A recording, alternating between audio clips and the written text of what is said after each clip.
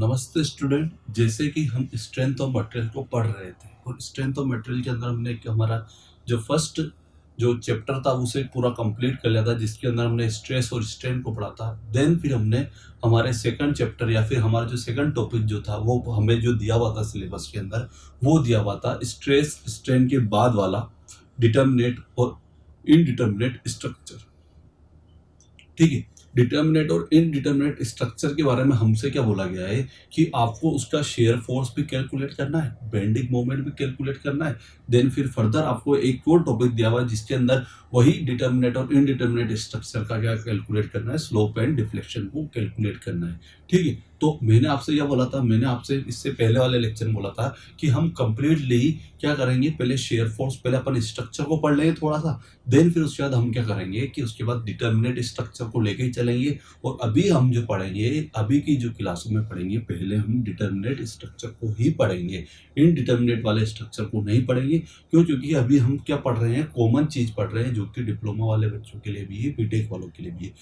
Diploma वालों बच्चों से जो है, जो RSMSSB जे का जो सिलेबस है उसके अंदर ओनली फॉर क्या बोला गया है कि आपको डिटर्मिनेट स्ट्रक्चर का ही क्या करना है, share force, bending moment, slope and deflection को आपको पढ़ना है। और बीटेक वाले बच्चों के लिए भी सेम ये सिलेबस तो है ही सही, लेकिन इसके साथ साथ आपके क्या जोड़ा हुआ है, इनडिटर्मिनेट स्ट्रक्चर भी जोड़ा हुआ है, जिसके अंदर फिर आप क्या करेंगे, फिर आपको कंटिन्यूस बीम मिल जाएगी। आपको बताऊंगा मैं अभी आपको क्या होता है कंटिन्यूस बीम, पर आपको फिर वो क्या मिल जाएंगे कि उस टाइप के इनडिटर्मिनेट स्ट्रक्चर मिल जाएंगे। और वहां भी आपको क्या करना पड़ेगा, share force, bending moment, slope and deflection को कैलकुलेट करना पड़ेगा। बट अभी हम जो स्टार्ट कर रहे थे वो क्या कर रहे थे, डिटर्मिनेट स्ट्रक्चर के बारे में पढ़ेंगे और डिटर्मिनेट स्ट्रक्चर का ही shear force, bending moment, slope and deflection finally अपन पढ़ेंगे। ठीक है, तो बात क्या हुई, बात ये हो रही है हमारी कि हमने क्या पढ़ा था। सबसे पहले हमने स्टार्टिंग के लेक्चर में हमने पढ़ा था कि हमने स्ट्रक्चर को क्लासीफाई कर दिया था। क्या कर दिया था, स्ट्रक्चर को क्लासीफाई। यदि मैं आपसे बोलूँ स्ट्रक्चर क्लासीफाई किस बिहाफ पे किया,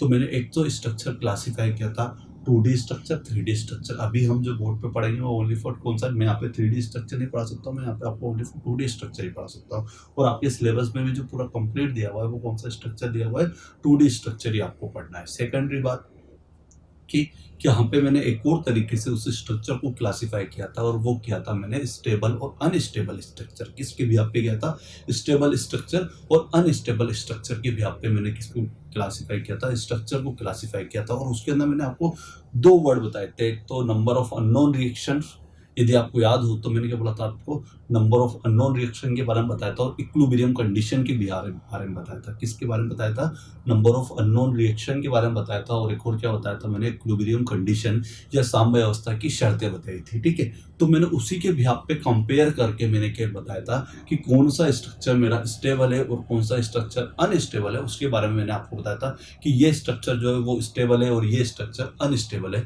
तो मैंने क्या बोला था कि यदि नंबर ऑफ अननोन रिएक्शन, क्या बोल रहा हूँ, नंबर ऑफ अननोन रिएक्शन, ध्यान दे, नंबर ऑफ, अभी आप बस ये याद रख ले कि एक तो अननोन रिएक्शन वाली बात हो रही है और एक इक्विलिब्रियम कंडीशन वाली बात हो रही है।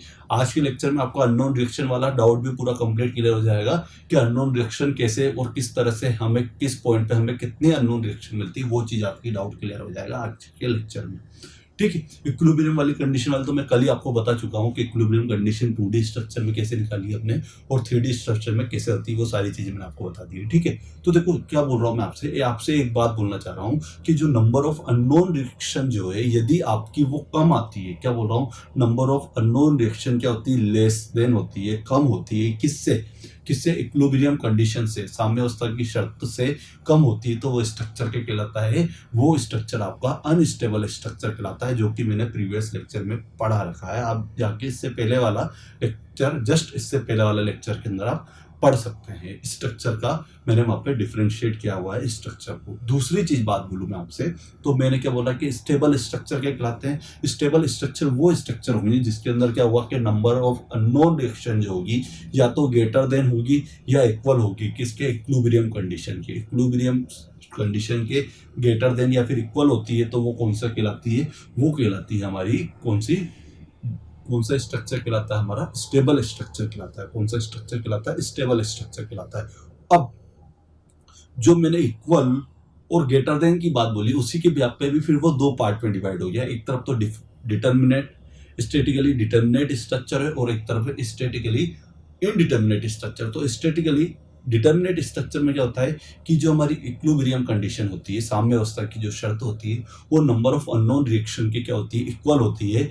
दैट मीन्स ये दोनों इक्वल होगी, जिसकी वजह से क्या होगा कि ये डिटरमिनेट स्टैटिकली डिटरमिनेट स्ट्रक्चर कहलाता है, स्टैटिकली डिटरमिनेट स्ट्रक्चर कहलाता है। जबकि वो क्या होता है कि नंबर ऑफ अननोन रिएक्शन जो होती है वो क्या होती है, ग्रेटर देन होती है किससे, इक्विलिब्रियम कंडीशन से। तो वो कौन सा होता है, स्टैटिकली इनडिटरमिनेट स्ट्रक्चर कहलाता है। कौन सा स्ट्रक्चर कहलाता है, स्टैटिकली इनडिटरमिनेट स्ट्रक्चर कहलाता है। ठीक है, तो मैंने स्ट्रक्चर को क्लासीफाई कर दिया कि स्ट्रक्चर को आपको कैसे क्लासीफाई करना है, determinate, indeterminate, stable, unstable, that's it. Then अब इसके बाद क्या आता हूं मैं, अब इसके बाद मैं आता हूं अपनी इक्विलिब्रियम कंडीशन पे। किस पे आता हूं मैं, इक्विलिब्रियम कंडीशन कैसे निकालते हैं। तो इक्विलिब्रियम कंडीशन को आपको क्लासीफाई जो किया हमने 2D स्ट्रक्चर और 3D स्ट्रक्चर में किया। 2D स्ट्रक्चर में तो क्या होता है, एक तो एक्स प्लेन और एक वाई प्लेन में डिस्प्लेसमेंट हो सकता है। यदि मैं 2D स्ट्रक्चर मतलब तो या तो एक्स में हो सकता है या तो एक्स में हो सकता है डिस्प्लेसमेंट, या फिर किधर हो सकता है, वाई के अंदर डिस्प्लेसमेंट हो सकता है। दूसरी चीज बात बोलूं, रोटेशन जो होगा वो कौन से, ओनली फॉर एक्स और वाई प्लेन के अंदर ही रोटेशन होगा। तो यहाँ पे जो इक्विलिब्रियम की कंडीशन है वो कितनी है, 3 है। कितनी आती है, 3 शर्त आती है। एक तो हमारी होती है F X equal to summation F X equal to 0, summation F Y equal to 0, और एक फाइनली क्या होता है, समीशन एम इक्वल टू 0। आई बात समझ। ये तो 2D स्ट्रक्चर की बात हुई, और 3D स्ट्रक्चर की दिन बात करता हूँ। किसकी बात कर रहा हूँ मैं, 3D स्ट्रक्चर की दिन बात करता हूँ। तो वहां पे कितनी होती है, 6 होती है। कितनी होती है, 6। अब वो 6 कैसे होती है वो मैं आपको बताता हूँ। देखो 6 होने का रीजन कैसे है कि 6 इस तरह से होती है कि भैया वहां पे एक्स वाई और एक और जो जेड वाला जो है, भैया मतलब ये तो मेरा वाई है, ये मेरा एक्स है और एक मेरा जेड है। तो इसके थ्रू क्या होगा, 3 डायरेक्शन में तो उसका डिस्प्लेसमेंट हो जाए, और 3 ही डायरेक्शनों में डिफरेंट में रोटेशन हुआ है। तो एक बार एक्स वाई, एक बार वाई जेड, एक बार जेड एक्स के अकॉर्डिंग क्या हो सकता है, उसका रोटेशन हो सकता है। तो टोटल इक्विलिब्रियम कंडीशन कितनी होगी मेरी, 6।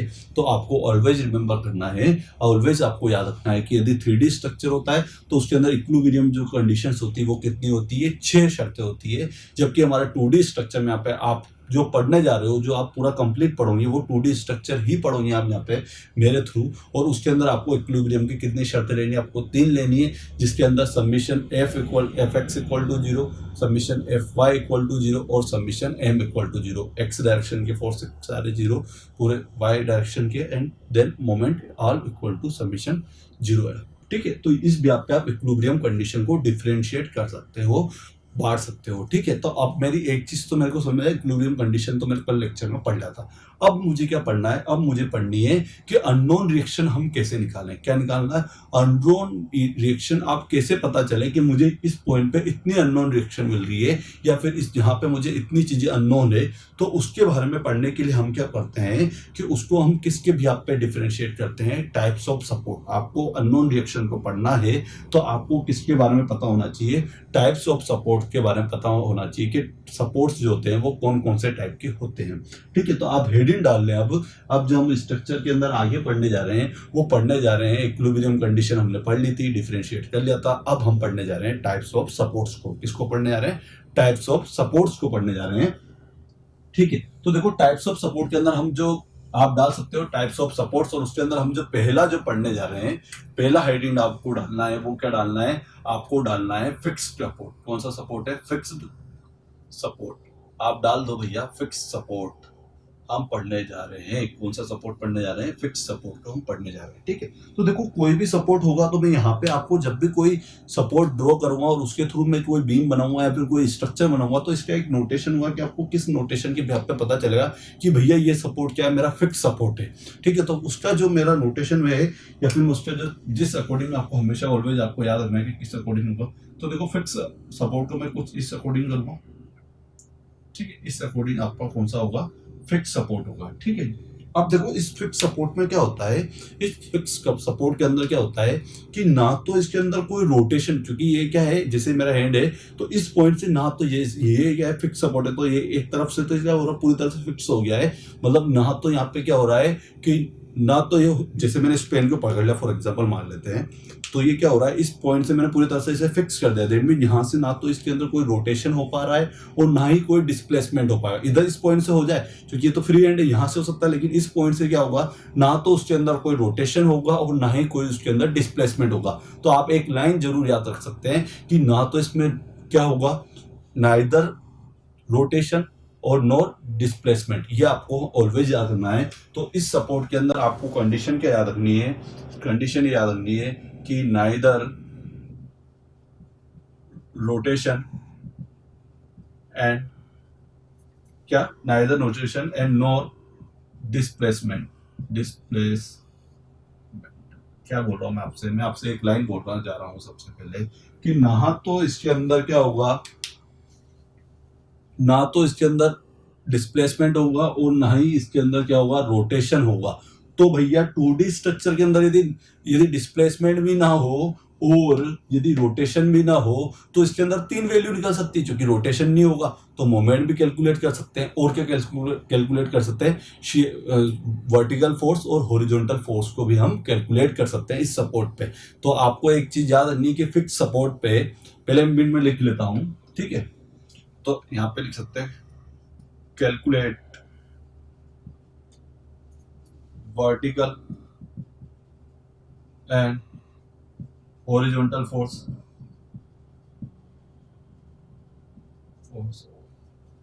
Vertical and horizontal force, vertical and horizontal force and bending moment, and bending moment, and bending moment, ठीक है। इसका मतलब क्या हुआ है कि भैया यदि इसके अंदर ना तो रोटेशन हो रहा है और ना ही डिस्प्लेसमेंट हो रहा है, इसका मतलब यहाँ पे कोई फोर्स है, कोई मोमेंट है, इस वजह से यहाँ पे कुछ, तो यहाँ पे आपको वर्टिकल हॉरिजॉन्टल फोर्स भी मिल सकते हैं और आपको बेंडिंग मोमेंट भी मिल जाएगा। इसका मतलब क्या है कि भैया यहाँ पे फिक्स सपोर्ट पे क्या हुआ है, फिक्स सपोर्ट पे ना तो हॉरिजॉन्टल फोर्स की वैल्यू 0 है, H नॉट इक्वल टू 0, ना वर्टिकल फोर्स इक्वल टू 0 है तो V नॉट इक्वल टू 0, और बेंडिंग मोमेंट जो होगा वो भी क्या होगा हमारा, M नॉट इक्वल टू 0।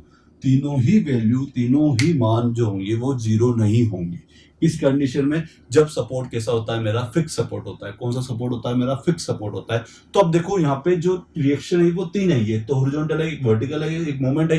तो अब यहाँ पे आप अब समझ सकते हो आप कि नंबर ऑफ रिएक्शन, क्या बोल रहा हूँ, नंबर ऑफ रिएक्शन यहाँ पे कितनी होगी हमारी, यहाँ पे कितनी होगी, यहाँ पे नंबर ऑफ रिएक्शन कितनी होगी, 3 रिएक्शन होगी। तो आप लिख सकते हो number of reaction, number of reaction, number of reaction कितनी है, 3 है।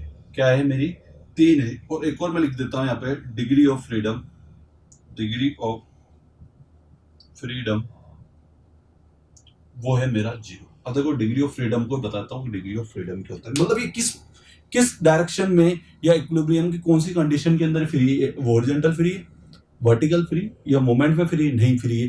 तो क्या हुआ कि भैया यहाँ पे डिग्री ऑफ फ्रीडम जो आया वो कितना आया, मेरे को 0 मिला है, जबकि नंबर ऑफ रिएक्शन कितनी मिली है, 3 मिली है।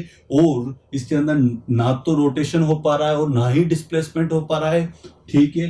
और यदि मैं इसके अंदर क्या क्या कैलकुलेट कर सकता हूँ, कैलकुलेट वर्टिकल हॉरिजॉन्टल फोर्स को कैलकुलेट कर सकता हूँ और साथ ही यहाँ पे बेंडिंग मोमेंट भी कैलकुलेट होगा।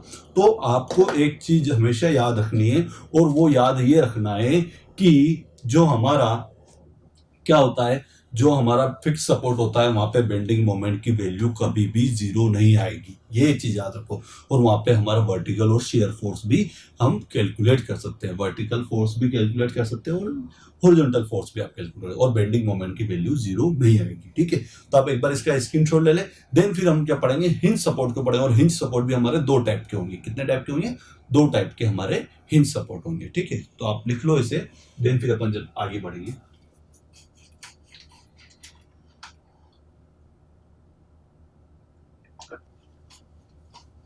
अब देखिए ये मैंने इतना पढ़ लिया है। पहला सपोर्ट कौन सा पढ़ा है मैंने, पहला सपोर्ट पढ़ा है मैंने, फिक्स सपोर्ट को पढ़ा है। तो अपन इसको इरेज कर देते हैं, देन फिर अपन आगे पढ़ते हैं, वो है मेरा हिंज सपोर्ट। और हिंज सपोर्ट भी अपन कितने तरह से पढ़ेंगे, हिंज सपोर्ट ही 2 टाइप के होते हैं, एक तो इमूवेबल हिंज सपोर्ट होगा और एक मूवेबल हिंज सपोर्ट होगा, जिसे ही आप क्या बोलते हो, रोलर सपोर्ट बोलते हो। तो इसे हम इरेज कर देते हैं। स्क्रीनशॉट ले लिया होगा आपने। अब मैं इसको इरेज करने जा रहा हूं और नेक्स्ट दूसरा पढ़ने जा रहे हैं।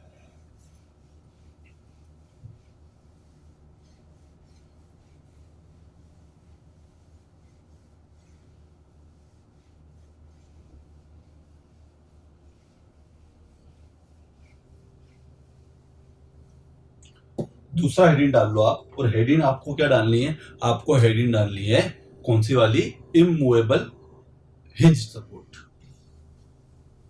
तो दूसरी हेडिंग डालनी है आपको इमूवेबल हिंज या हिंज्ड सपोर्ट, और इसी को आप क्या बोल सकते हो, रोलर, क्या बोल सकते हो आप, रोलर सपोर्ट क्या बोल सकते हो, इसी को आप हिंज सपोर्ट भी बोल सकते हो, या फिर सॉरी रोलर सपोर्ट इसे नहीं बोलेंगे, सॉरी वो तो किसको बोलेंगे अपन, वो बोलेंगे अपन किसको, जब वो मूवेबल हिंज सपोर्ट होगा। सॉरी इसको आप इरेज कर देना, वो हमारा थर्ड वाला है। तो इसमें अपन क्या बोलेंगे, सिंपली इमूवेबल हिंज सपोर्ट। क्या बोलेंगे, इमूवेबल हिंज सपोर्ट, या ओनली सिंपली आप क्या बोल सकते हो, हिंज सपोर्ट भी आप इसको बोल सकते हो। तो हिंज सपोर्ट भी आप इसको बोल सकते हो, ठीक है। तो देखो इसका पहले मैंने आपको बोला कि इसका पहले अपन नोटेशन बनाते हैं, देन फिर अपन आगे की चीजें पढ़ेंगे। इसके अंदर देखो हिंज सपोर्ट के अंदर क्या हो रहा है, हिंज सपोर्ट इस टाइप से इसका एक नोटेशन होता है, ठीक है। और यहाँ पे क्या कर देना, आपको ऐसे फिक्स कर देना है, ठीक है। और ये यहाँ पे मैंने ऐसा गोला बना देना, इस टाइप से क्या होगा, आपका हिंज सपोर्ट आपका नोटेड होगा, ठीक है। तो देखो इसके अंदर हिंज सपोर्ट में क्या होता है कि हिंज सपोर्ट में रोटेशन तो पॉसिबल होता है। क्या पॉसिबल होता है, मैं आपसे बोल रहा हूँ कि इसमें रोटेशन तो पॉसिबल है, रोटेशन पॉसिबल है, लेकिन डिस्प्लेसमेंट नहीं होता है। क्या वो बोल रहा हूँ मैं, इसके अंदर रोटेशन तो पॉसिबल है। दैट मींस ये बात करूँ हिंज सपोर्ट, इस तरह से आप गेट को देख सकते हो। गेट जो होता है हमारा, उस गेट के अंदर क्या होता है कि हम उसे यूं स्लाइड एकदम रोटेट तो कर रहे हैं, लेकिन क्या उसे ऊपर नीचे कर सकते हैं या नहीं कर सकते, क्या उसे आगे पीछे गेट को कर सकते हैं, नहीं कर सकते। बस ओनली फॉर क्या कर सकते हैं, वो हिंज सपोर्ट लगा हुआ, उसमें कौन सा सपोर्ट लगा, हिंज सपोर्ट लगा हुआ है, जिसकी वजह से क्या कर रहे हो आप, उसे ओनली फॉर रोटेट कर पा रहे हो, लेकिन आप उसको डिस्प्लेस नहीं कर पा रहे हो। क्या नहीं कर पा रहे हो, डिस्प्लेस नहीं कर पा रहे हो। डिस्प्लेस कैसे होता, यदि 2D स्ट्रक्चर की बात करें तो ना तो आगे ना पीछे, ना तो अपन ना तो हॉरिजॉन्टली कर पा रहे हो, ना ही ऊपर नीचे हम कर पा रहे हैं। तो इस तरह से हम बोल सकते हैं कि जो इमूवेबल हिंज सपोर्ट होता है, फिर सिंपली हिंज सपोर्ट भी बोल दो आप उसको। तो हिंज सपोर्ट के अंदर क्या होता है कि डिस्प्लेसमेंट पॉसिबल होता है, क्या डिस्प्लेसमेंट पॉसिबल नहीं है, no displacement but rotation possible, but rotation possible. Simple सी लाइन याद रखनी है कि भैया इसमें क्या हो रहा है कि डिस्प्लेसमेंट तो पॉसिबल नहीं है, बट रोटेशन जो है वो पॉसिबल है। क्या बोल रहा हूं मैं आपसे, आपको ये लाइन लिखनी है, क्या लाइन लिखनी है यहाँ पे कि नो डिस्प्लेसमेंट, नो डिस्प्लेसमेंट, क्या बोल रहा हूं मैं कि भैया नो डिस्प्लेसमेंट, और दूसरी बात है रोटेशन, रोटेशन पॉसिबल। क्या बोल रहा हूं मैं आपसे कि भैया रोटेशन तो क्या होता है, पॉसिबल होता है, जबकि डिस्प्लेसमेंट क्या होता है, नो डिस्प्लेसमेंट, उसमें कोई भी डिस्प्लेसमेंट नहीं होगा। अब इसकी वजह से क्या हुआ है, इसकी वजह से क्या हुआ है कि ना तो डिस्प्लेसमेंट तो दो टाइप से होता है, तो भैया v तो not equal to zero, v तो क्या हो रहा है, not equal to zero, v की वैल्यू जीरो कभी भी नहीं होगी। यदि v की वैल्यू जीरो हो जाए तो फिर तो डिस्प्लेसमेंट निकल जाएगा, ना ही h की वैल्यू जीरो होगी, ना ही h की वैल्यू जीरो होगी, तो नॉट इक्वल टू जीरो ये भी हो गया। बट यहाँ पे अब जो मोमेंट होगा, यहाँ से मैं क्या बोल रहा था कि हिंज सपोर्ट के अंदर जो है कि ये भैया ऐसे रोटेट कर पा रहा है, क्या कर पा रहा है, रोटेट। इसका मतलब यहाँ पे बेंडिंग मोमेंट की वैल्यू क्या है, जीरो होगी। ये बेंडिंग मोमेंट क्या हो गया है, जीरो हो जाए। तो इसके अंदर आप बोल सकते हो, क्या लिख सकते हो इसके अंदर आप, shear force and bending moment calculate है ना, या फिर नॉट इक्वल टू जीरो है ना, यहाँ पे सॉरी हॉरिजॉन्टल और vertical force, horizontal and vertical, vertical force है, horizontal and vertical force possible, ये लिख सकते हैं आप, है ना। हॉरिजॉन्टल और वर्टिकल फोर्स जो है वो पॉसिबल है, या फिर horizontal and vertical force not equal to zero भी बोल सकते हो। तो नॉट इक्वल टू आप ऐसे कर दो, not equal to zero, simple सी बात है, नॉट इक्वल टू जीरो। जबकि बेंडिंग मोमेंट जो होगा, no bending moment, no bending moment, या फिर m इक्वल टू जीरो, क्या हो जाएगा, m इक्वल टू जीरो हो जाएगा, ठीक है। तो भैया ये चीज पता पड़ गई है कि यहाँ पे बेंडिंग मोमेंट की वैल्यू तो जीरो हो रही है, जबकि हॉरिजॉन्टल और वर्टिकल फोर्स क्या हो रहे हैं, कभी जीरो नहीं होंगे हिंज सपोर्ट के अंदर। ये बात भी क्लियर होगी। अब इसके अंदर देखो, यदि मैं बात करूं तो अब देखो यहाँ पे कितनी रिएक्शन बन रही है, यहाँ पे रिएक्शन बन रही है, एक तो हॉरिजॉन्टल वाली रिएक्शन है, एक वर्टिकल वाली रिएक्शन है। तो आप लिख सकते हो नंबर ऑफ रिएक्शन कितनी आ रही है इसके अंदर, number of reaction number of reaction कितनी है, 2 है। कितनी है, नंबर ऑफ रिएक्शन मेरी 2 है। और डिग्री ऑफ फ्रीडम की बात करूं, मैं क्या बोल रहा हूं मैं आपसे, किसकी बात कर रहा हूं, डिग्री ऑफ फ्रीडम की। डिग्री ऑफ फ्रीडम, तो वो कितना मिलेगा आपको, इस बार 1 मिले, और वो कौन सा है, मोमेंट से वो फ्री है। किससे फ्री है, वो मोमेंट से फ्री है। तो डिग्री ऑफ फ्रीडम इस बार कितना मिला, 1 मिला है। जबकि नंबर ऑफ रिएक्शन आपको कितनी मिली है, नंबर ऑफ रिएक्शन आपको 2 मिली, और मैंने आपको बता दिया no displacement, no displacement. And then बात करूं रोटेशन पॉसिबल्स, एंड देन सन बात करूं हॉरिजॉन्टल और वर्टिकल फोर्स जो होंगे यहाँ पे जीरो नहीं होंगे, एच और वी की वैल्यू जीरो नहीं होगी, और बेंडिंग मोमेंट की वैल्यू क्या हो जाएगी, यहाँ पे जीरो हो जाएगी। और जो रिएक्शन है, नंबर ऑफ रिएक्शन जो है उसकी वैल्यू कितनी आएगी, 2 आएगी, और डिग्री ऑफ फ्रीडम कितना आएगा मेरा, 1 आएगा। तो इस तरह मैंने आपको ये पूरा कंप्लीट करा दिया है। कौन सा वाला सपोर्ट, ये सपोर्ट जो है मेरा वो है हिंज सपोर्ट है, और इमूवेबल हिंज सपोर्ट है। कौन सा सपोर्ट है, इमूवेबल हिंज सपोर्ट है मेरा। ठीक है, तो आप एक बार इसका स्क्रीनशॉट ले लें। देन फिर हम किसको पढ़ेंगे, मूवेबल हिंज सपोर्ट को पढ़ेंगे। किसको पढ़ेंगे, मूवेबल हिंज सपोर्ट को पढ़ेंगे। ठीक है, एक बार इसका स्क्रीनशॉट ले लो जल्दी से, देन फिर अपन आगे बढ़ते हैं। चलो इसको इरेज करते हैं। और जो हमारा लास्ट जो सपोर्ट है, 3 ही टाइप के सपोर्ट पढ़ना है आपको। फ्री सपोर्ट तो कुछ ही नहीं, मतलब दैट वो एंड तो पूरा फ्री है, तो उसको तो फ्री सपोर्ट को तो आप बिल्कुल नहीं पढ़ना है। फ्री सपोर्ट दैट मींस होता है कि वहां पे कोई भी सपोर्ट्स अवेलेबल नहीं हो तो आप उसको फ्री सपोर्ट बोल देते हो। लेकिन आपको जो एक्चुअल में 3 सपोर्ट पढ़ने हैं, एक तो होता है फिक्स सपोर्ट, एक होता है हमारा हिंज सपोर्ट, और जो हम थर्ड पढ़ने जा रहे हैं वो मूवेबल हिंज सपोर्ट है, जिसे ही आप क्या बोलते हो, रोलर सपोर्ट बोलते हो। कौन सा सपोर्ट बोलते हो, रोलर सपोर्ट बोलते हो। ठीक है, तो इसे इरेज कर रहा हूं मैं, और अपन थर्ड वाला सपोर्ट पढ़ते हैं।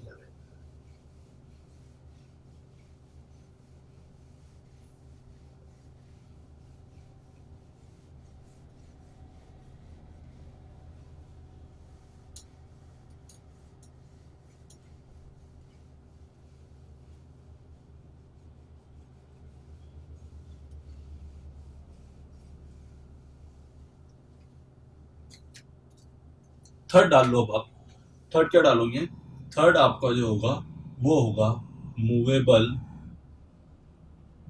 हिंज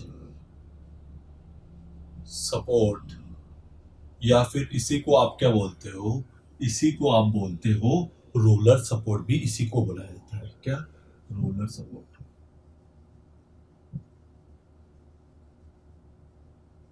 क्या बोल रहा हूं मैं आपको, इसी को आप क्या बोलोगे, रोलर सपोर्ट भी आप इसी को बोलते हो। तो सबसे पहले तो अपन इसका वो डायग्राम जो देखना वो देख लेते हैं। ठीक है, क्या किस तरह से अपन इसे रोटेट करेंगे, तो जो इस अकॉर्डिंग होता है।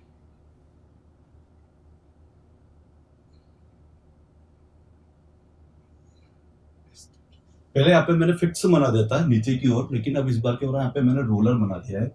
ठीक है, अब देखो इसके अंदर क्या हो रहा है, इसके अंदर क्या हो रहा है कि रोटेशन तो हो पा रहा है, रोटेशन पॉसिबल है, लेकिन रोटेशन के साथ साथ क्या हो रहा है, इसमें हॉरिजॉन्टल डायरेक्शन में भी क्या हो रहा है, डिस्प्लेसमेंट पॉसिबल हो रहा है। किस डायरेक्शन में, इसके अंदर हॉरिजॉन्टल डायरेक्शन में भी क्या हो रहा है, कि रोलर होने की वजह से यहाँ पे इसके अंदर रोटेशन पॉसिबल हो रहा है। किस डायरेक्शन में, हॉरिजॉन्टल डायरेक्शन में। तो अपन इसे लिख सकते हैं, यहाँ पे क्या क्या चीजें लिख सकते हैं कि भैया रोटेशन तो पॉसिबल है, रोटेशन पॉसिबल। दूसरी चीज हॉरिजॉन्टल, हॉरिजॉन्टल लिखते चलो, हॉरिजॉन्टल डिस्प्लेसमेंट, डिस्प्लेसमेंट पॉसिबल है ना, हॉरिजॉन्टल डिस्प्लेसमेंट भी पॉसिबल है। और no vertical, no vertical displacement, no vertical displacement. ये 3 कंडीशन बता दी मैंने आपको। क्या बोला है कि भैया रोटेशन तो पॉसिबल हो रहा है, रोटेशन पॉसिबल हो रहा है, दैट मीन्स यहाँ पे जो मेरा मूवमेंट की वैल्यू है वो तो क्या होगी भैया, 0।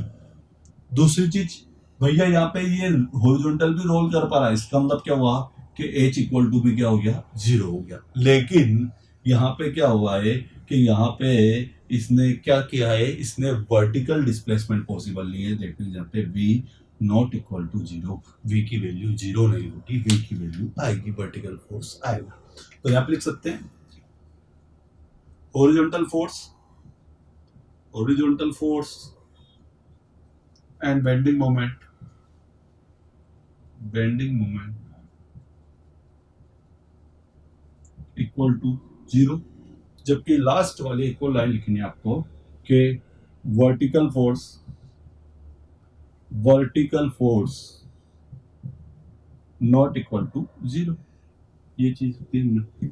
ठीक है, और क्या बात हो सकती है, और ये बात हो सकती है इसके अंदर कि नंबर ऑफ अननोन रिएक्शन। अब तो आप भी बता सकते हो कि सर इसके अंदर नंबर ऑफ रिएक्शन ये भी जीरो ये भी जीरो, तो नंबर ऑफ रिएक्शन कितनी होगी, एक।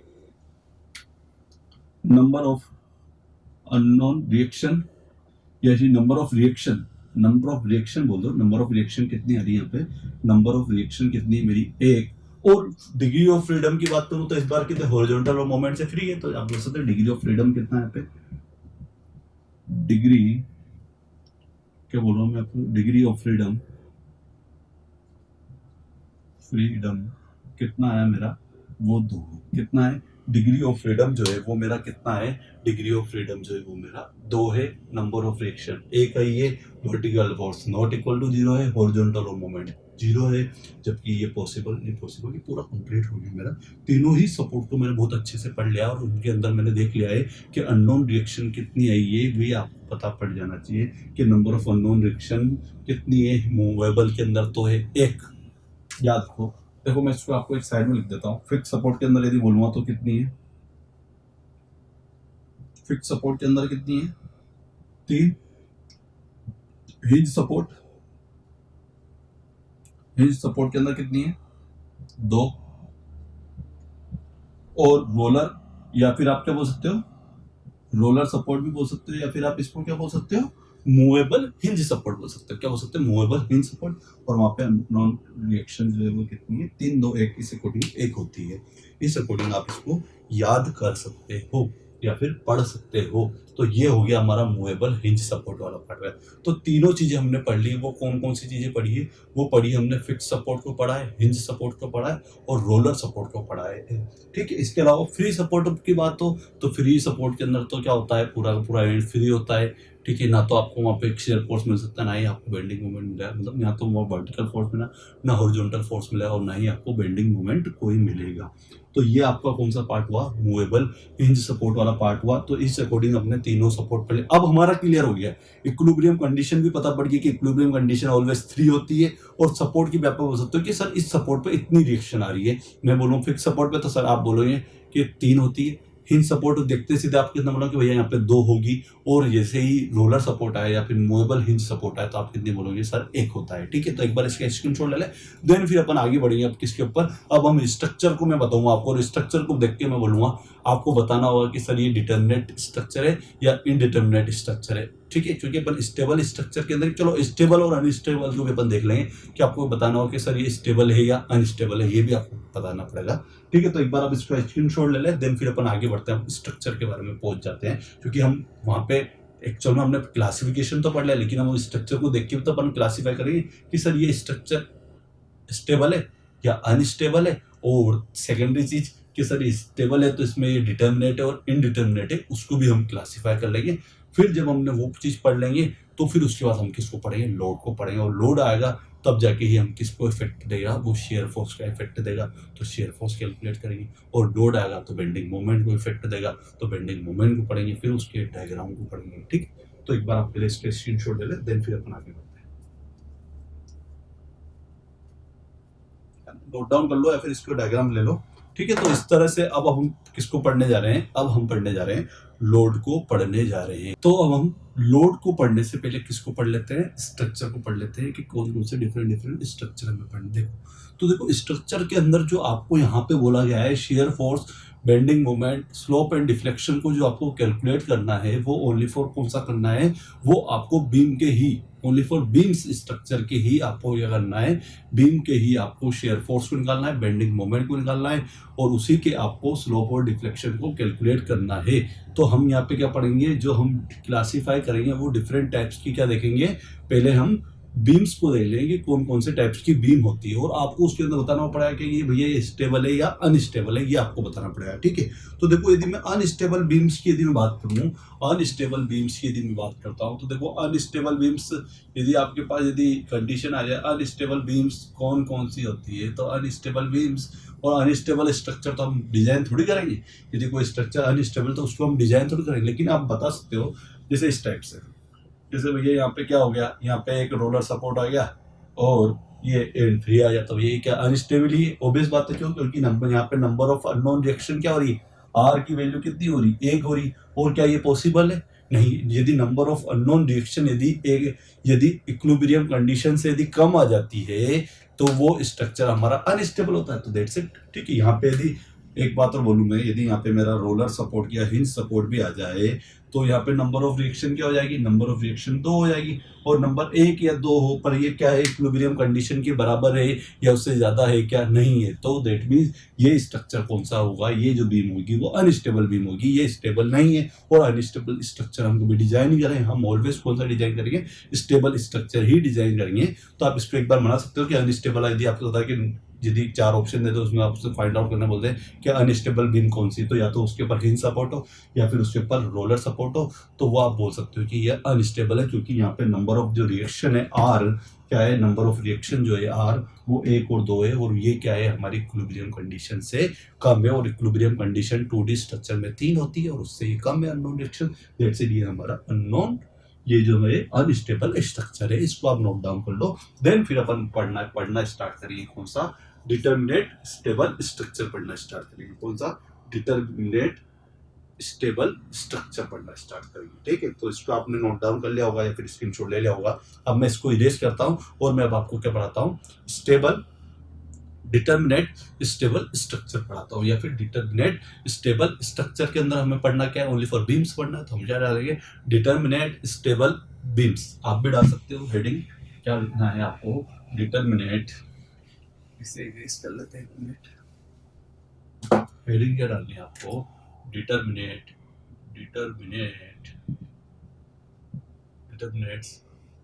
स्टेबल स्ट्रक्चर, या फिर बीम्स डाल, ओनली फॉर बीम्स डाल, क्योंकि हमें पढ़ना तो बीम्स ही है ना यार, हमें पढ़ना तो डिटर्मिनेट बीम्स ही पढ़नी है।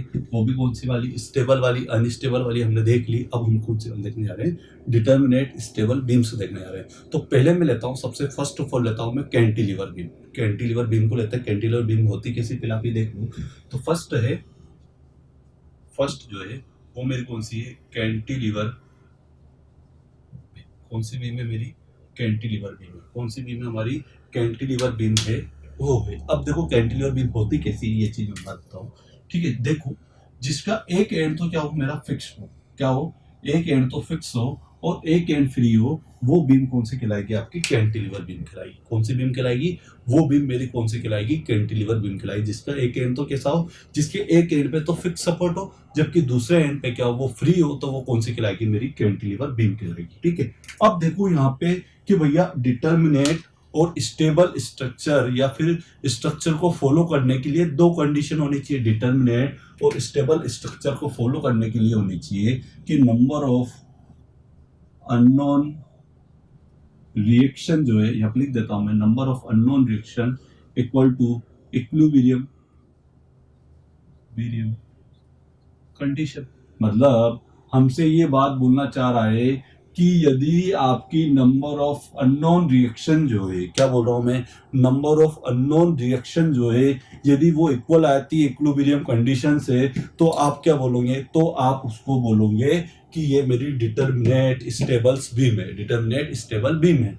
ठीक है। तो अब देखते हैं यहाँ पे पहले ये कंडीशन फॉलो होती है कि नहीं होती है, देख लेते हैं। 2D स्ट्रक्चर दैट में अननोन, जो 2D structure that means equilibrium condition, तो मेरी 3 होगी।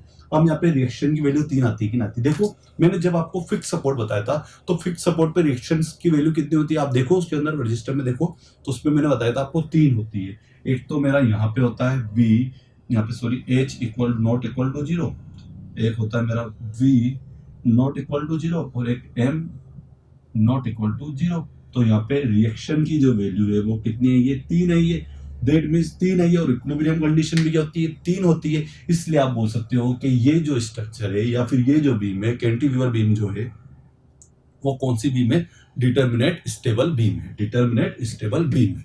तो ये अब मैंने आपको सॉल्व भी करके बता दिया किस अकॉर्डिंग ये मेरी डिटर्मिनेट स्टेबल बीम हुई है। मैंने बता दिया कि भैया ये कंडीशन फॉलो कर रही है, इक्विलिब्रियम कंडीशन 2D स्ट्रक्चर में 3 होती है, और रिएक्शन की वैल्यू भी यहाँ पे 3 आई है। और जबकि इस वाले सपोर्ट की फ्री है, ये फ्री हैंड पे कुछ भी नहीं होता, ना तो वर्टिकल फोर्स, ना शेयर फोर्स, ना तो वर्टिकल फोर्स, ना हॉरिजॉन्टल फोर्स, और ना ही मूवमेंट। तो ये तो 0 यहाँ पे, तो जबकि यहाँ पे कितनी आई, 1 2 3 आई। दैट्स इट, ये 0। इधर तो आपका 0 है इससे। तो टोटल सम क्या 3 आया पूरे स्ट्रक्चर के अंदर, पूरे बीम के अंदर 3 और इक्विलिब्रियम कंडीशन में 3। That's it. ये जो हमारी बीम है, पहली जो बीम पड़ी है वो हमारी कैसी है, डिटरमिनेट स्टेबल बीम है। इस पर आप स्क्रीनशॉट ले लें या फिर नोट डाउन कर लें। देन फिर अपन आगे पढ़ेंगे, दूसरी टाइप की पढ़ेंगे, वो पढ़ेंगे अपन सिंपली सपोर्टेड बीम। कौन सी पढ़ेंगे? Simply supported beam. करते हैं इरेज, इसको इरेज कर देते हैं और नेक्स्ट स्टार्ट करते हैं अपन सिंपली सपोर्टेड बीम।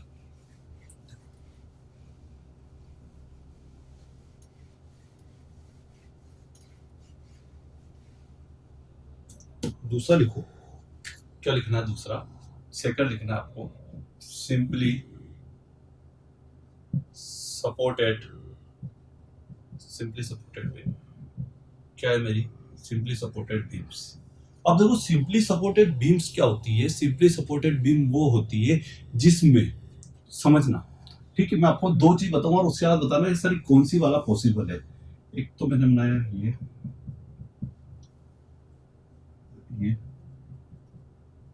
हिंज है, तो सिंपली सपोर्टेड है, उसमें हिंज सपोर्ट होता तो मैंने हिंज सपोर्ट बना दिया। और एक मैंने बनाया, आपको नजर आ रहा होगा ऐसे, यहां तक तो नजर अच्छे जाता है। दोनों में डिफरेंस क्या है सर? दोनों में डिफरेंस ये है कि यहाँ पे तो दोनों ही एंड पे, ए पॉइंट पे और बी पॉइंट मान लेते हैं, तो फर्स्ट एंड लास्ट पॉइंट पे आपने जो सपोर्ट लगाया वो दोनों के दोनों कैसे लगाए? इमूवेबल हिंज सपोर्ट लगाया। कैसे लगाया? इमूवेबल हिंज सपोर्ट लगाया। जबकि आपने सेकंड जो बीम बनाई है उसके अंदर क्या किया है? एक तो इमूवेबल हिंज सपोर्ट लगाया और एक मूवेबल या फिर रोलर सपोर्ट लगाया। अब इन दोनों में से कौन से वाली डिटर्मिनेट होगी वो चीज अपन देखते हैं, ठीक है। क्या सिंपली सपोर्टेड बीम्स जो मैंने यदि मैं डिटर्मिनेट मांगता हूं तो क्या दोनों हैंड पे हिंज सपोर्ट होंगे? यदि दोनों हैंड पे यदि इमूवेबल हिंज सपोर्ट होंगे तो इसका मतलब क्या होगा कि भैया रोटेशन तो क्या हो जाएगा? पॉसिबल हो जाएगा। तो एम की वैल्यू तो यहाँ पे क्या हो जाएगी? 0 हो जाएगी। जबकि यहाँ पे भी v आएगा और यहाँ पे h भी आएगा जो कि 0 नहीं होगा, जो कि 0 नहीं होगा। तो इधर भी सेम ये कंडीशन होगी। तो v equal to not equal to v not equal to 0 और h नॉट इक्वल टू 0। जबकि यहाँ पे m की वैल्यू क्या हो जाएगी? 0 हो जाएगी। इसका मतलब 2 तो इधर से आए, r इक्वल टू 2 इधर से और r इक्वल टू 2 इधर से, तो टोटल क्या, तो यहाँ पे रिएक्शन फोर्स कितना आ गया मेरा? रिएक्शन फोर्स मेरा 4 आ गया। अब 4 आ जाए तो क्या ये कंडीशन फॉलो हो पा रही है? नहीं हो पा रही है। क्या है? ये कंडीशन फॉलो नहीं हो पा रही। क्यों? क्योंकि इक्विलिब्रियम कंडीशन से ज्यादा हो गया, बराबर तो हुआ ही नहीं। तो यहाँ पे तो r इक्वल टू कितना हो जाए? 4 हो गया है, ठीक है। तो ये कंडीशन फॉलो नहीं हो पा रही। तो इसका मतलब भैया सिंपली सपोर्टेड बीम के अंदर आप कभी भी ये ऐसे डायग्राम नहीं बनाओगे जिसके अंदर दोनों ही तरफ क्या हो? आपका इमूवेबल हिंज सपोर्ट हो। ये चीज आप ऑलवेज रिमेंबर, याद रख लो, याद रख लो, याद रख लो इस डायग्राम को, कि कभी भी आपको जब भी आप सिंपली सपोर्टेड बीम का डायग्राम बनाओगे तो आप दोनों तरफ कौन सा है? दोनों तरफ इमूवेबल हिंज सपोर्ट नहीं लगाओगे। दोनों तरफ आप इमूवेबल हिंज सपोर्ट नहीं लगाओगे। ये चीज याद रखना। क्यों? क्योंकि उससे रिएक्शन फोर्स की वैल्यू 4 हो जाती है और इक्विलिब्रियम कंडीशन हमारे पास 3 ही रहती है। तो फिर आप उसको डिटर्मिनेट स्टेबल स्ट्रक्चर नहीं बोल सकते हो, डिटर्मिनेट स्ट्रक्चर में नहीं आएगी। इसलिए आपको क्या करना है? कभी भी दोनों एंड पे क्या नहीं लगाने हैं? दोनों एंड को कैसे कंसीडर नहीं करना है? कैसे कंसीडर नहीं करना है? इमूवेबल हिंज सपोर्ट या फिर टोटल नॉर्मली हिंज सपोर्ट भी बोल देते हैं। तो दोनों एंड पे आपको hinge support, immovable hinge support consider नहीं करना है। तो ये तो बीम आपकी पॉसिबल नहीं है। अब इस पे बात करते हैं अपन। तो भैया इस पे क्या है? हिंज सपोर्ट है और ये वाला एंड जो है ये तो कैसा है? इमूवेबल हिंज सपोर्ट है। ये हिंज कैसा है? देखो यहाँ पे मैं आपको लिख भी देता हूँ, immovable hinge support, immovable hinge support, immovable hinge, immovable hinge support. और ये भी कौन सा है मेरा? Immovable, immovable, immovable hinge support, immovable hinge support. तो भैया यहाँ तो दोनों एंड पे आ गए, तो इसका मतलब ये तो पॉसिबल नहीं। अब इस पे बात करता हूं। तो इधर तो क्या है? ये मेरे immovable hinge support, immovable hinge support. और इधर क्या है मेरा? मूवेबल या फिर रोलर सपोर्ट। क्या है? मूवेबल या फिर रोलर सपोर्ट। अब देखो मैंने आप वो वहां पे जाके देखो, जब मैंने आपको ये दोनों सपोर्ट पढ़ाए थे तो मैंने बोला था कि जो हमारा इमूवेबल हिंज सपोर्ट जो है वो कैसा है, हमारा यहाँ पे v की वैल्यू होती है और यहाँ पे h की वैल्यू होती है, मतलब नॉट इक्वल टू जीरो होगा, जबकि यहाँ पे मोमेंट की वैल्यू क्या हो जाएगी, जीरो हो जाएगी। दैट मीन इस पॉइंट से तो आपको मिले दो रिएक्शन मिले, कितनी रिएक्शन मिले, दो रिएक्शन। अब जैसे ही आप मूवेबल सपोर्ट पे गए, मूवेबल रोलर सपोर्ट पे गए, तो वहां पे आपको क्या मिला है कि ओनली फॉर v की वैल्यू मिली है, v not equal to zero आया है। दैट मीन यहाँ पे v की वैल्यू होगी, जबकि यहाँ पे रोलर हो जाने से ये हॉरिजॉन्टली भी क्या कर रहा है, हॉरिजॉन्टली भी क्या कर रहा है, मूव कर रहा है। तो यहाँ पे h इक्वल टू तो क्या हो जाएगा मेरा, जीरो हो जाएगा, h तो क्या हो जाएगा मेरा, जीरो हो जाएगा, और मेरा मोमेंट भी क्या हो जाएगा, जीरो हो जाएगा। इसका मतलब यहां से मुझे r की वैल्यू कितनी मिली है, एक, दो तो इधर से मिली है और एक इधर से मिली है, तो टोटल रिएक्शन फोर्स कितना हो गया मेरा यहाँ पे, तीन। रिएक्शन फोर्स की वैल्यू कितनी होगी मेरी यहाँ पे, तीन, और यहाँ पे रिएक्शन फोर्स की वैल्यू कितनी हुई थी, दो। तो भैया यहाँ पे रिएक्शन फोर्स की वैल्यू चार हुई थी, यहाँ पे तीन हुई है। दैट मीन्स जो मेरी पॉसिबल्स जो डिटर्मिनेट जो बीम है वो यही है, डिटर्मिनेट स्टेबल बीम। कौन सी वाली है, डिटर्मिनेट स्टेबल बीम जो है वो मेरी सेकंड वाली है, ना कि फर्स्ट वाली है। कौन सी वाली है, सेकंड वाली है। तो आप ये हमेशा याद रखना कि जब भी आप सिंपली सपोर्टेड बीम बनाओ तो उसका एक एंड कैसा बनाना है, आपको इमूवेबल हिंज सपोर्ट बनाना है, जबकि एक सपोर्ट जो आपको बनाना है वो कैसा बनाना है, आपको वो बनाना है, आपको मूवेबल हिंज सपोर्ट बनाना है। ठीक है, तो आपको ये डाउट भी क्लियर हो जाए, सिंपली सपोर्टेड वाला भी, सिंपली सपोर्टेड बीम भी हमने पढ़ ली है और उसका रीजन भी मैंने आपको दोनों बहुत अच्छे से एक्सप्लेन कर दिया और कंडीशन बता के। अब मैं तीसरी कौन सी पढ़ूंगा, तीसरा मैं पढ़ने जा रहा हूं ओवरहैंग बीम। कौन सी बीम पढ़ने जा रहा हूं, ओवरहैंग बीम। इसका आप एक बार स्क्रीनशॉट ले ले, देन फिर अब आगे बढ़ते हैं। चलो अब नेक्स्ट आगे बढ़ते हैं, हम इसको इरेज कर देते हैं। अब हम कौन सी बीम पढ़ने जा रहे हैं, ओवरहैंग बीम। कौन सी बीम पढ़ने जा रहे हैं, ओवरहैंग। तो नेक्स्ट लिख लो आप, थर्ड नंबर की लिख लो, वो होती है मेरी ओवरहैंग। देखो ओवरहैंग जो बीम होती है इसका मतलब क्या होता है, ओवरहैंग बीम ऐसी बीम होती है जिसमें सपोर्ट के बाहर भी, जैसे अभी तो क्या होता है कि सपोर्ट लगा होता वहां तक ही बीम चल रही थी, देन दूसरे एंड पे भी कोई सपोर्ट था। लेकिन अब क्या हो रहा है कि ओवरहैंग बीम के अंदर क्या होता है कि जो होता है कि सपोर्ट से बाहर भी क्या होती है, वो बीम निकली हुई होती है। तो वो कौन सी बीम कहलाएगी, आपकी ओवरहैंग बीम कहलाएगी। कौन सी बीम कहलाएगी, आपकी ओवरहैंग बीम कहलाएगी। कौन सी बीम कहलाएगी, ओवरहैंग बीम कहलाएगी। ठीक है, तो देखो डिप्लोमा वाले स्टूडेंट भी इन सबको क्या कर रहे हैं, एक चीज मैं बताऊँ, इसको हिंदी में एक्सप्लेन करना भूल जाए, हिंदी में मैंने बताना भूल जाए इनके नाम क्या होते हैं। जैसे कैंटिलीवर बीम जो होती है वो क्या होती है, कैंटिलीवर को तो कैंटिलीवर ही बोलते हैं, सिंपली सपोर्टेड बीम को शुद्ध आलंबित धरण बोलते हैं ना, बीम को धरण बोलते हैं। तो आप भले चाहो तो इन्हें इंग्लिश में याद रखो, इंग्लिश में याद रखोगे तो बेटर रहेगा आपको, वहां भी आपको डायरेक्ट वो बोल सकता है सिंपली सपोर्टेड, हिंदी में लिख के दे देता, फिर आप क्या करोगे, और यदि आपने नाम यदि ओनली फॉर यदि शुद्ध आलंबित धरण ऐसे याद रखा तो फिर कैसे काम चला। तो इसलिए आप इसे हिंदी और इंग्लिश दोनों में याद रखो तो बेटर रहेगा। ठीक है, अदरवाइज बीटेक वालों के तो कोई प्रॉब्लम ही नहीं, मुझे तो पूरा कंप्लीटली इंग्लिश में पढ़ना है तो आपको कोई दिक्कत वाली बात है। बट डिप्लोमा वाले स्टूडेंट क्या करें, उसे दोनों ही मीनिंग में याद रखें, क्योंकि वो आपसे बोल देता है कि भैया परमेबिलिटी है, तो आपको परमेबिलिटी हिंदी में लिख के दिया तो फिर आपको प्रॉब्लम होगी कि यार इसको पारगम्यता पढ़ा था मैंने और यहाँ पे परमेबिलिटी कैसे लिखा हुआ है ना। तो आपको दोनों ही मीन्स पता चलने चाहिए। आई बात समझ। अब देखो इसके अंदर जो हमारी ओवरहैंग बीम जो है, ओवरहैंग बीम की यदि मैं बात करूं तो ओवरहैंग बीम क्या होती है, वो भी दो टाइप से होती है। ठीक है, एक तो वन साइड ओवरहैंग बीम होती है और बोथ साइड ओवरहैंग बीम होती है। मतलब एक तरफ तो क्या होगा कि एक एंड से बाहर निकली होगी और एक बीम इस टाइप से हो सकती है जो कि दोनों तरफ से बाहर निकल सकती है। तो वन साइडेड है, बोथ साइडेड, बस सिंपल सा one side overhang beam, one side overhang beam. अब देखो इसके अंदर क्या हो रहा है कि ये है और ये है। ठीक है, इसका डायग्राम भी बनाते हैं ना, हाँ अच्छा, कि अपन को बताना तो रिएक्शन। ठीक है, तो भैया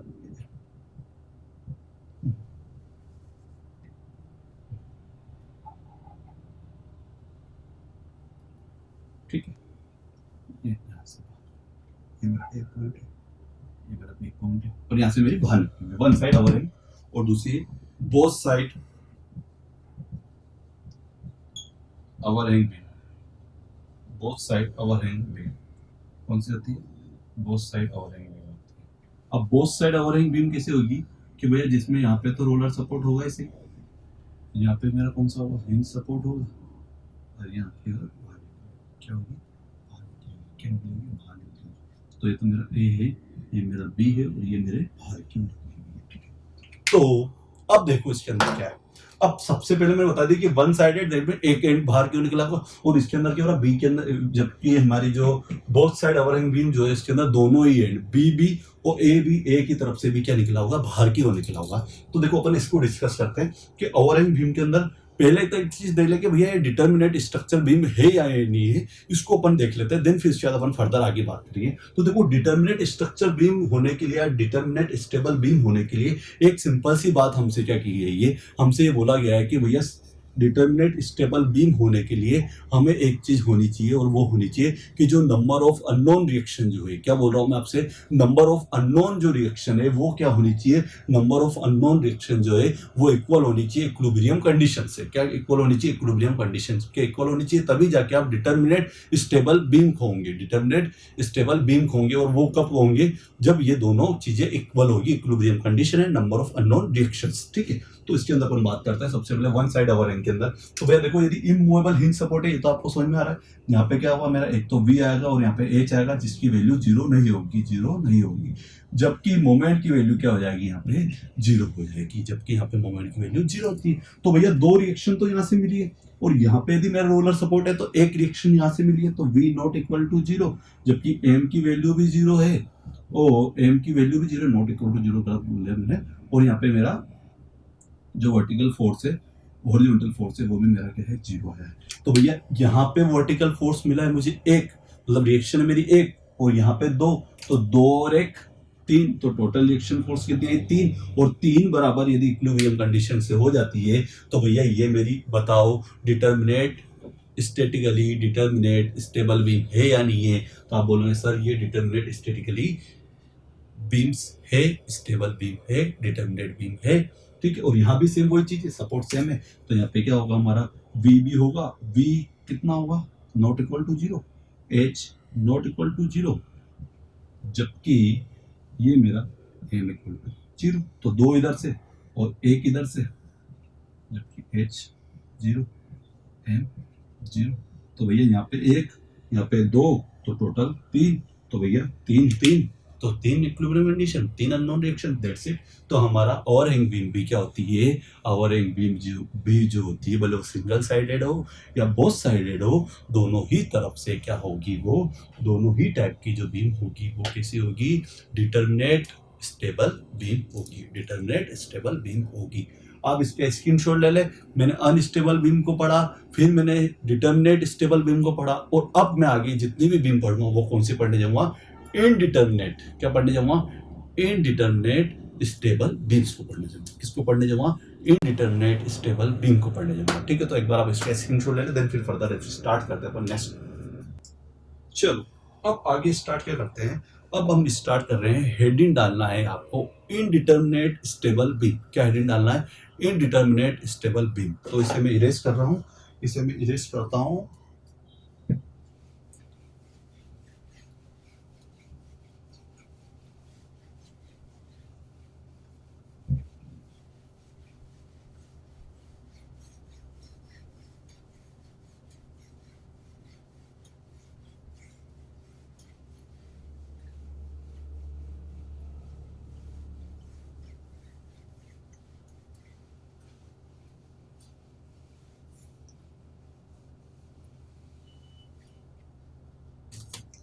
हेडिंग क्या डालनी है आपको, हेडिंग डालनी है इनडिटर्मिनेट स्टेबल बीम्स। क्या डालना है हेडिंग, इनडिटर्मिनेट स्टेबल बीम्स, ठीक है। तो इनडिटर्मिनेट, तो मैं तो यहाँ पे आप हेडिंग डाल दो, मैं तो यहाँ पे ही करेक्ट कर देता हूँ, इनडिटर्मिनेट स्टेबल बीम्स। और पहली जो बीम पढ़नी है, वो पहली बीम कौन सी पढ़नी है, प्रोब्ड कैंटिलीवर बीम। कौन सी पढ़नी है, प्रोब्ड कैंटिलीवर बीम पढ़नी है, ठीक है। फिर इसको भी मैं दो से बताऊंगा आपको, जिससे कि आपको पता चल सके क्या है, ठीक है। तो फर्स्ट डालनी है आपको प्रोब्ड कैंटिलीवर। प्रोप्ड कैंटिलीवर बीम के अंदर क्या होता है कि एक एंड तो कैसा होता है, फिक्स सपोर्ट होता है, एक एंड तो कैसा होता है, फिक्स होता है, जबकि दूसरा एंड जो होता है वो कैसा होता है, रोलर सपोर्ट होता है। एक एंड पे तो क्या होगा मेरा, फिक्स सपोर्ट होगा, जबकि दूसरे एंड पे कैसा होगा मेरा, रोलर सपोर्ट होगा तो इस टाइप की जो बीम होगी वो कौन सी कहलाएगी, प्रोप कैंटिलीवर। अब देखेंगे कि यार ये इनडिटर्मिनेट कैसे हुई है हमारी, इस चीज को अपन समझेंगे, ठीक है। अब देखो इनडिटर्मिनेट होने के लिए कंडीशन में नंबर ऑफ अननोन रिएक्शन जो होगी वो किससे ज्यादा होनी चाहिए, इक्विलिब्रियम कंडीशन से ज्यादा होनी चाहिए। तो इस साइन को मैं चेंज कर देता हूं, आप तो यहाँ पे लिख लेना, और मैं कर देता हूं कि it's greater than to equilibrium condition. और 2D स्ट्रक्चर के लिए इक्विलिब्रियम कंडीशन 3 है, अननोन रिएक्शन अब हर स्ट्रक्चर के लिए डिफरेंट होती है। बात करें अपन प्रोप कैंटिलीवर बीम की, किसकी बात कर रहे हैं हम, प्रोप कैंटिलीवर बीम की बात कर रहे हैं, जिसके अंदर क्या होता है, एक एंड तो फिक्स होता है और दूसरा एंड क्या होता है, रोलर होता है, या इम नहीं मूवेबल हिंज सपोर्ट होता है। कौन सा होता है, मूवेबल हिंज सपोर्ट होता है। और एक एंड कैसा होता है मेरा, फिक्स्ड होता है। कैसा होता है, फिक्स होता है। तो मैं डायग्राम बनाता हूँ सबसे पहले, आपको इस डायग्राम को तो एक्चुअली याद रखना, ये आपको पता होनी चाहिए कौन सी बीम किसको डिनोट कर रही है, कौन सा डायग्राम किसको शो कर रहा है, ठीक है। रोलर बनाते हैं, ठीक है। अब देखो एक चीज और याद रखना कि जो ये जो प्रोप्ड है, प्रोप्ड जो नीचे से जो एक प्रोप्ड लग रहा है, ये जो प्रोप लग रहा है, ये चाहे तो बोले इंटरमीडिएट भी हो सकता है और चाहे तो इसके एंड पे भी हो सकता है, ये चीज याद रखना। तो भी ये कौन सी बीम खिलाएगी आपकी, ये आपकी बीम जो खिलाएगी वो कौन सी बीम खिलाएगी, आपकी प्रोप कैंटिलीवर बीम ही कहलाएगी। तो देखो इसका एक एंड तो मैंने फिक्स कर दिया और दूसरा एंड क्या कर दिया, रोलर कर दिया है। तो ये कौन सी हुई मेरी, प्रोप कैंटिलीवर बीम हुई। कौन सी बीम हुई, प्रोप कैंटिलीवर बीम। अब इसको देखना है हमें कि भैया ये प्रोप कैंटिलीवर हुई कैसे, इसको एक्चुअल में अपन इसको समझ लेते हैं। तो देखो मतलब प्रोप कैंटिलीवर बीम तो है, लेकिन ये इनडिटर्मिनेट कैसे हुई, ये चीज समझ रहे अपन। तो देखो फिक्स सपोर्ट के अंदर कितनी वैल्यू आती है भैया, वी की वैल्यू, सॉरी एच की वैल्यू 0 होती है क्या, नहीं होती भैया। वी की वैल्यू 0 होती है क्या, नहीं होती है। तो वी नॉट इक्वल टू 0। और एम की वैल्यू भी मैं क्या बोल रहा हूँ, 0 नहीं होती। तो तीनों वैल्यू, तो भैया रिएक्शन फोर्स फिक्स सपोर्ट पे कितना मिले, 3 मिले। तो यहाँ पे तो मैंने 3 लिख दिया। अब इधर देखो, तो इधर क्या है, मेरा रोलर सपोर्ट है, और रोलर सपोर्ट पे वर्टिकल फोर्स कभी 0 नहीं होता, जबकि हॉरिजॉन्टल फोर्स और मोमेंट तो 0 होता है। तो मैं यहाँ पे लिख देता हूँ मैं कि भैया v नॉट इक्वल टू 0, जबकि m इक्वल टू 0 और v इक्वल टू भी 0। तो भैया यहाँ से कितना आया, 1 और 3, तो 3 प्लस 1 4। तो रिएक्शन फोर्स कितना मिला मुझे, 4 मिला। कितना मिला, 4 मिला। तो भैया आपसे ये भी पूछ सकता है ऑब्जेक्टिव में कि प्रोप कैंटिलीवर पे नंबर ऑफ रिएक्शन फोर्स कितना होता है, आपका आंसर होना चाहिए 4। और ये किस टाइप का स्ट्रक्चर, तो आपका answer indeterminate, indeterminate, indeterminate stable structure. क्या होता है, इनडिटर्मिनेट स्टेबल स्ट्रक्चर होता है। तो आप इसको लिख सकते हैं, स्क्रीनशॉट ले सकते हो। देन फिर मैं आगे बढ़ता हूं। प्रोप कैंटिलीवर हो गया है, अब मेरा चलेगा नेक्स्ट फिक्स्ड बीम। कौन सी बीम चलेगी मेरी, फिक्स्ड बीम पढ़ेंगे। अब नेक्स्ट बीम कौन सी पढ़नी है, मैं फिक्स्ड बीम पढ़नी है। इसका आपने स्क्रीनशॉट ले लिया, देन मैं इसे इरेज करके नेक्स्ट वाला पढ़ रहा हूं। लिखते हैं अपन अब फिक्स्ड बीम होती कैसे, पहले देख लो उसमें कौन कहाँ पे क्या सपोर्ट लगा होता है, वो चीज देख लेते हैं। देन फिर अपन बताएंगे कि ये इंटरमीडिएट में आई कैसे, और यहाँ पे नंबर ऑफ रिएक्शन फोर्स कितनी आ रही, ये चीज भी तो हमें कैलकुलेट करना है। तो हेडिंग डाल रहे हैं अब आप, जो सेकंड नंबर की जो है हमारी, वो डाल रहे हैं आप फिक्स्ड बीम। कौन सी बीम है हमारी, फिक्स्ड बीम है। कौन सी बीम है, फिक्स्ड बीम है। आप देखो फिक्स्ड बीम क्या होती है, फिक्स्ड बीम वो बीम होती है जिसके दोनों एंड कैसे होते हैं, फिक्स्ड होते हैं। कैसे होते हैं, दोनों के दोनों एंड कैसे होंगे मेरे, फिक्स्ड होंगे। दोनों के दोनों एंड कैसे होंगे, फिक्स्ड होते हैं। मतलब ये एंड भी और ये एंड भी, दोनों के दोनों एंड कैसे होंगे मेरे, फिक्स्ड होंगे। तो मैं आपको पहले डायग्राम शो कर देता हूँ कि भैया फिक्स्ड बीम का, ये देखो एक एंड और इसका दूसरा एंड, दोनों ही एंड जो है उसके वो क्या कर दिए मैंने, फिक्स कर दिए।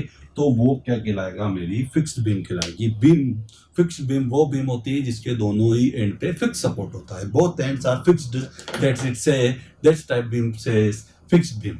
इस टाइप की बीम को हम क्या बोलेंगे, फिक्स्ड बीम कहते हैं। अब देखो फिक्स्ड बीम का इसका अपन डायग्राम शो करते हैं। इसका अपन देखते हैं कि भैया ये इनडिटर्मिनेट कैसे हुई, इस चीज को देखते हैं। भैया 3 रिएक्शन पता तो यार हमें कोई प्रॉब्लम वाली बात ही नहीं है। अब तो हम फट से बता सकते हैं कि यहाँ पे कितनी कितनी रिएक्शन आएगी, क्योंकि हमने किसको पढ़ लिया है, हमने मोमेंट को पढ़ लिया है। किसको पढ़ लिया है, मोमेंट को पढ़ लिया है। तो हमें पता है कि भैया क्या चीज किधर है, ये भैया ये मेरा पूरा क्लियर होगी। और भैया यहाँ पे आर की वैल्यू 3 मिली है, यहाँ भी आर की वैल्यू 3 मिली है। दैट मींस यहाँ पे नंबर ऑफ रिएक्शन फोर्स यदि आपसे बोले तो कितना आंसर होगा, 6। याद है ना, total number of reaction of fixed beam answer is 6। Answer कितना होना चाहिए आपका, 6 होना चाहिए, ठीक है। तो ये कौन सी बीम हुई मेरी, फिक्स्ड बीम भी मैंने पढ़ लिया। और इसी वजह से 6 हो रही है, इक्विलिब्रियम कंडीशन 3 है, तो भैया 3 तो रिमेनिंग आ रही है। दैट मींस ये 6 तो 3 से बड़ा है, जो है इसके थ्रू क्या हो रहा है, ये मेरी इनडिटर्मिनेट स्ट्रक्चर में आ रहा है, इनडिटर्मिनेट बीम में आ रहा है, पर ये स्टेबल है। ओबियस बात है, फिक्स बीम हमने पढ़ ली। अब नेक्स्ट हमें कौन सी पढ़नी है, नेक्स्ट हमें पढ़नी है कंटिन्यूअस बीम। कौन सी बीम पढ़नी है हमें, कंटिन्यूअस बीम पढ़नी है। कौन सी बीम पढ़नी है, कंटिन्यूअस बीम पढ़नी है। तो मैं इसको इरेज करता हूँ, देन फिर मैं अब डालता हूँ कंटिन्यूअस बीम। कौन सी बीम डाल रहा हूँ मैं, कंटिन्यूअस बीम। हेडिंग डाल लो भैया आप, कंटिन्यूअस बीम।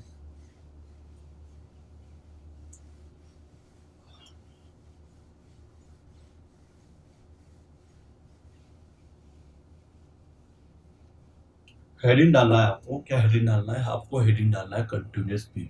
ठीक है, तो थर्ड टाइप की चल रही है ना, आई थिंक थोड़ा सा ब्लैक पेन यूज करते हैं जिससे आपको विजिबल लाइट चल रहा है। ठीक, थर्ड नंबर की जो बीम होगी आपकी वो कौन सी होगी, कंटिन्यूअस बीम। कौन सी बीम है आपकी, कंटिन्यूअस बीम को आपको पढ़ना है। कौन सी बीम पढ़नी है आपकी, कंटिन्यूअस बीम्स को पढ़ना है। तो देखो कंटिन्यूअस बीम क्या होती है, आपको कंटिन्यूअस बीम का एक चीज ये याद रखनी है कि जिसके अंदर दो से ज्यादा सपोर्ट होने पे ही आपकी बीम कौन सी कहलाएगी, आपकी कंटिन्यूअस बीम कहलाएगी। जिसके अंदर कोई भी ऐसी बीम हो जिसमें दो से ज्यादा सपोर्ट हुई है, वो बीम कौन सी कहलाएगी, आपकी कंटिन्यूअस बीम कहलाएगी। ये चीज आपको याद रखना है। तो इसका डायग्राम बनाते हैं। देखो कंटिन्यूअस बीम का, कंटिन्यूअस बीम का, कंटिन्यूअस देखो थोड़ी सी, कंटिन्यूअस बीम, कंटिन्यूअस बीम का डायग्राम कैसा होता है, जिसमें दो या दो से अधिक सपोर्ट होते हैं। तो देखो ये तो सपोर्ट हो जाए मेरा फिक्स सपोर्ट, ये कौन सा सपोर्ट है, मेरा फिक्स सपोर्ट है।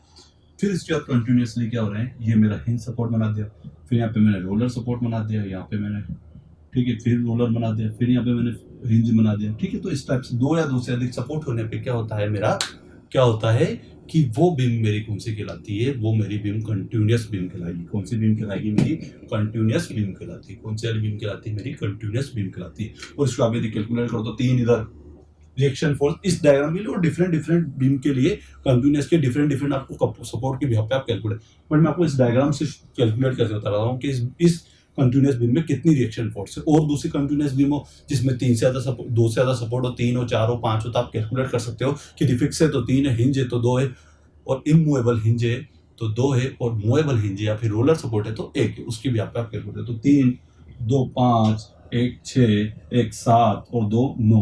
तो टोटल रिएक्शन फोर्स इस बीम के लिए कितनी हो जाएगी, 9 हो जाएगी। कितनी, 3 2 5 1 6 1 7 और 7 और 2 9। तो टोटल कितनी होगी मेरी, 9। तो ये चीज मेरी कंप्लीट होगी, क्लियर होगी है कि यदि मेरी इस टाइप की कंटिन्यूअस बीम के लिए, कंटिन्यूअस बीम वो बीम होती है जिसमें दो से ज्यादा सपोर्ट हो जाए, तो दैट मींस वो कंटिन्यूअस बीम होगी।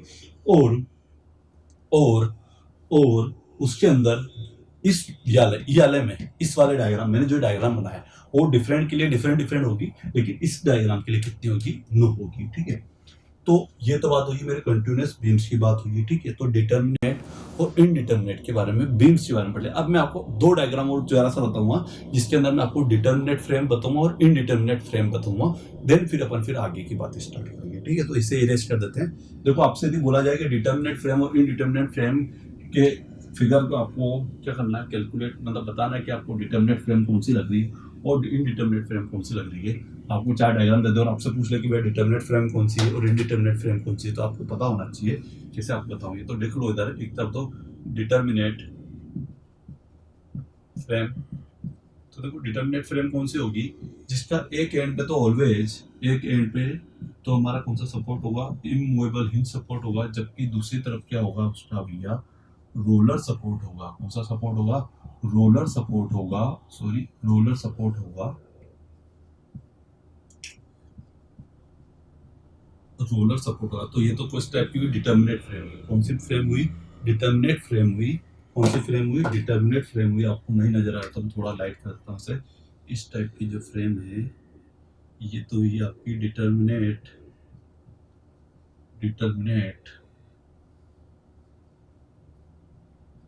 ठीक है, क्योंकि यहाँ पे एक तरफ तो क्या लगा हुआ है, हिंज सपोर्ट इमूवेबल वाला, और एक तरफ मूवेबल वाला हिंज सपोर्ट। और यदि इनडिटर्मिनेट फ्रेम का यदि मैं आपको कोई एग्जांपल बताऊं इनडिटर्मिनेट फ्रेम का, तो यदि यहाँ पे एक तरफ फिक्स आ जाए और एक एंड कैसा आ जाए मेरा, कुछ भी आ जाए तो एक की बात, तो मतलब यहाँ पे हिंज सपोर्ट ही आ जाए। ठीक है, तो देखो यहाँ पे तो दो रिएक्शन और यहाँ पे एक रिएक्शन, तो टोटल रिएक्शन कितनी होती है मेरी, 3 हो रही थी। इसी भी पे अपन बोल सकते हैं कि भैया इक्विलिब्रियम कंडीशन के इक्वल हो रहा है, दैट मीन्स ये तो क्या हो जाएगा, डिटर्मिनेट हो जाएगा। और यहाँ पे 3 हो रही फिक्स सपोर्ट पे, यहाँ पे 1 हो रही, तो टोटल 4 रिएक्शन होगी। और 4 रिएक्शन होने पे तो भैया इसने कौन सी कंडीशन को फॉलो कर दिया, इनडिटर्मिनेट कंडीशन को फॉलो कर दिया है। तो भैया ये तो मैंने बता दिया आपको डिटर्मिनेट फ्रेम और इनडिटर्मिनेट फ्रेम, इसके बारे में मैंने आपको बता दिया है, ठीक है। अब देखो बात क्या हो रही है कि हमें पढ़ना चाहे, हमें जो अभी यहाँ पे जो इस में जो हम पढ़ेंगे वो ओनली फॉर कौन सी बीम पढ़ेंगे, डिटर्मिनेट स्टेबल बीम को पढ़ें। अनस्टेबल बीम को अपन पढ़ते हैं, डिजाइनिंग करते हैं तो अनस्टेबल के बारे में तो बात ही नहीं करनी। हमें जो पढ़ना है वो कौन सा पढ़ना है, डिटर्मिनेट स्टेबल बीम को पढ़ेंगे। फिर अपन इनडिटर्मिनेट स्टेबल बीम को भी पढ़ेंगे, वो किसमें पढ़ना है, ओनली फॉर बीटेक वाले स्टूडेंट को पढ़ना है। RSMSS भी के सिलेबस के अभी पे बात करूं। लेकिन यदि मैं बात करता हूं, यदि आपको किसके बारे में, यदि मैं बात करता हूं कि यदि आपको किसके अंदर पढ़ना है, यदि SSC JEE में तो दोनों को ही पढ़ना है, हमारे बीटेक वालों को भी पढ़ना है और डिप्लोमा वालों को पढ़ना है। तो इस लेक्चर को अपन यही एंड करते हैं। नेक्स्ट लेक्चर में अपन क्या पढ़ने जाएंगे, नेक्स्ट लेक्चर में अपन पहले एक बार लोड का और पढ़ ले, और फिर लोड के इफेक्ट को पढ़ना है, जिसमें अपन शेयर फोर्स को पढ़ेंगे और बेंडिंग मोमेंट, फिर देन स्लोप एंड डिफ्लेक्शन को पढ़ेंगे। तो आज के लेक्चर को यही एंड करते हैं। आज के लेक्चर में अपने क्या पढ़ा, नंबर ऑफ रिएक्शन कैलकुलेट करना सीधा और डिफरेंट टाइप्स की बीम को पढ़ाए। और अब नेक्स्ट लेक्चर में हम किसको पढ़ेंगे, डिफरेंट टाइप्स के लोड्स पढ़ें जो कि हमारे बीम के ऊपर अप्लाई हुए, देन फिर उसके बाद उसके इफेक्ट क्या होंगे उसको पढ़ेंगे। तो आई होप आपको ये लेक्चर हमारा पसंद आ रहे होंगे। यदि इसको आपको पसंद आए तो इसको लाइक करें, शेयर करें, कमेंट करें, और यदि आपको कोई डाउट होते हैं तो उसको कमेंट बॉक्स में डालें, इसका हम आंसर आपको देंगे, ठीक है। तो जय हिंद, जय भारत, ठीक है। इसको आप ज़्यादा से ज़्यादा शेयर करें।